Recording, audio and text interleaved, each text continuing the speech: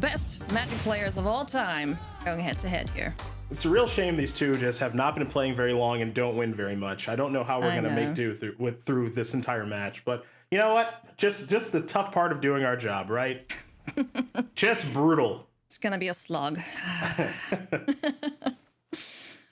All right, so as we join this, we are in game 3 here. Kai won the first game, Paulo won a lengthy second game, and now we are in the decider here between these two pretty similar decks. A little difference here and there between the lists, but for the most part, aiming to do the same sort of shenanigans.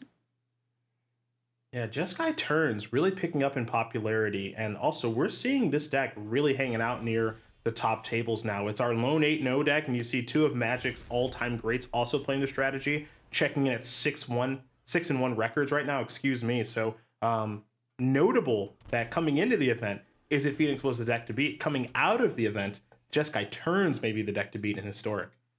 We'll have to see how many top 8s there are with this deck, but I have a feeling there's going to be quite a few, as both players just getting their lands down, you know, waiting to see what the other person's going to do. And on the end step here, it looks like Paulo is going to make a baby shark.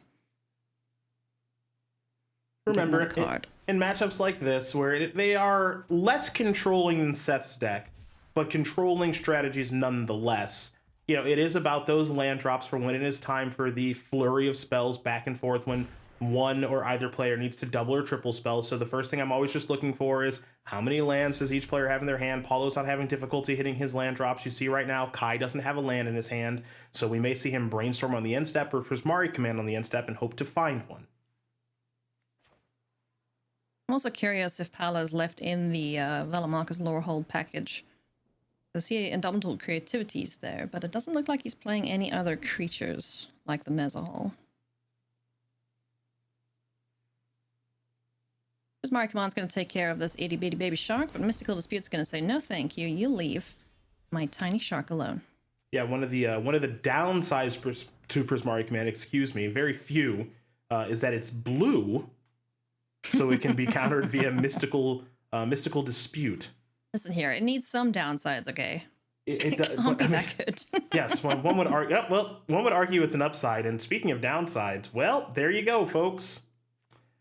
Kai was hoping to find some lands with this main phase brainstorm. Did not find any. Yes, you can discard Magma Opus to find a treasure, but now again, remember, that means the 2 cards are going back on top of the deck. Some players like to call this being brainstorm locked because you don't have a shuffle effect to get these cards out of the way. So you know the cards that you're going to be drawing over the next couple of turns. So no bueno here for Kai. Yeah, that's not great. You hate to see it. I hope that he can find the lands very quickly and we can get a good game 3 here between these two great players. Actually, pardon me, Kai is German, so I would say that das ist nicht gut. There. Das nicht gut, nee.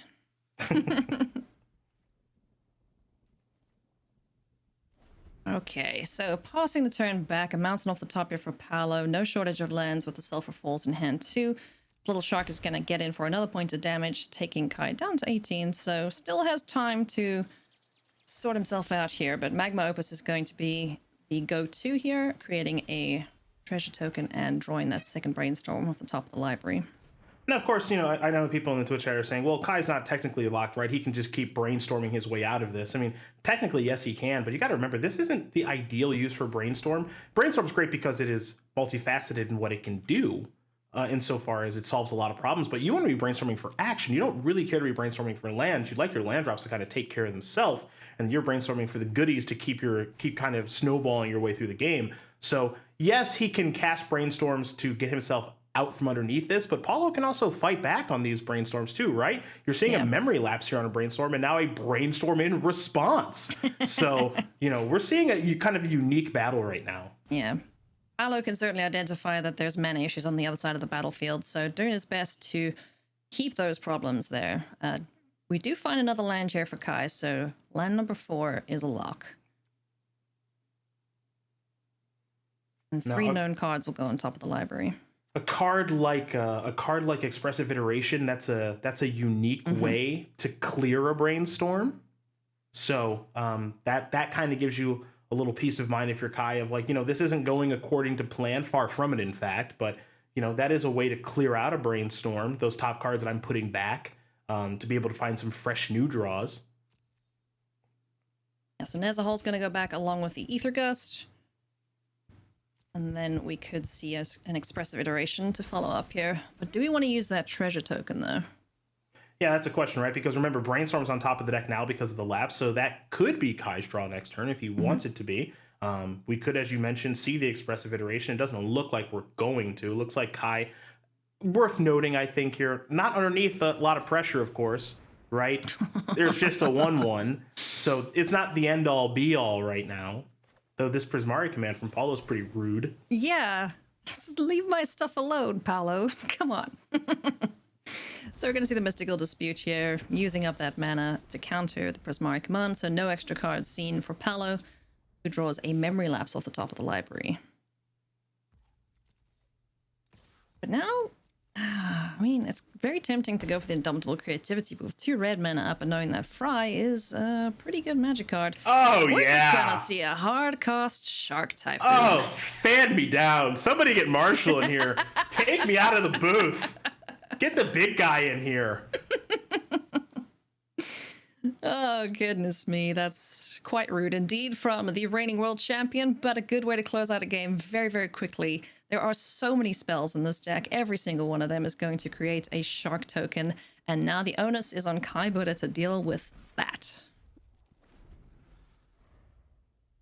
Yeah, goodness. I wish Kai the best of luck. You know, Kai did this yesterday, hard casting Shark Typhoon. So in some respects, you know, what goes around comes around. That's right. Say? Justin Timberlake, bring him in. Bring him in. First you ask for Marshall, then I ask for Justin Timberlake. One of those is significantly harder to get in here than the other. Marshall this early in the morning. Yeah. Yeah, that's the answer. All right, we've got to brainstorm with a fetch here now for Kai Budde, so we will be able to get some nonsense away from the top of the library, but is it going to be too little too late now that Paulo has a Shark Typhoon down? Yeah, Paulo pretty far ahead in this game with the Shark Typhoon on the battlefield. I'm trying to imagine how Kai gets back into this, because it's not that Kai can't deal with, you know, the first couple of sharks. You know, he's got a Fry in his hand. He can make his own shark. That sort of thing. It's just that thing just being on the battlefield, looming over the game for the course of the game now, just going to be generating sharks over and over and over and over again. That's going to be the problem here. So it's the inevitability that Paulo has created for himself, which is very enviable for the world champion. Brainstorm's going to select Memory Lapse and Miscast to go back to the top of the library. Curious to see if we will see a shuffle here. It's like we're going to go for it, perhaps. And it even like just slows down any thoughts of attacks too, because it's like, okay, well, you clearly have something in hand, so this poor little dwarf is just gonna die. Yeah, we got bigger plans for that 1/1, so that's just gonna hang back on defense right now if you're Kai. Look, Kai, one of, if not the best to ever do it. I would be immensely impressed if he's able to wiggle himself out of this situation, but what he was able to do to win that crazy game yesterday with all that time warping and everything, I can't say I saw that one coming. So, oh my goodness. Though things do look pretty difficult here for the German juggernaut, it is far from over, I would say. For sure.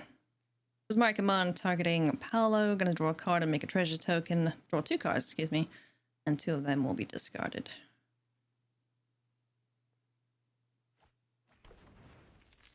What is the draw here? Let's have a look-see. It's a Steam Vents off the top of the library. I wonder how many people have been punched so far by Steam Vents in this tournament. Quite a few. Quite a few. Yeah, I would guess quite a few. Now, one thing to note here that's a little bit interesting, I guess I would say, is you know, there is a way for Kai to win this game insofar as maybe Paulo just floods, right? Because if he floods, then that means he's not casting spells to cast Shark Typhoon. Now, I think we're going to see an Indomitable Creativity here for a what I imagine is a pretty large amount, but you know, you're out in a situation like this is Paulo just doesn't draw spells. Now, it's not a comfortable thing to play towards, but it is an out. Yep.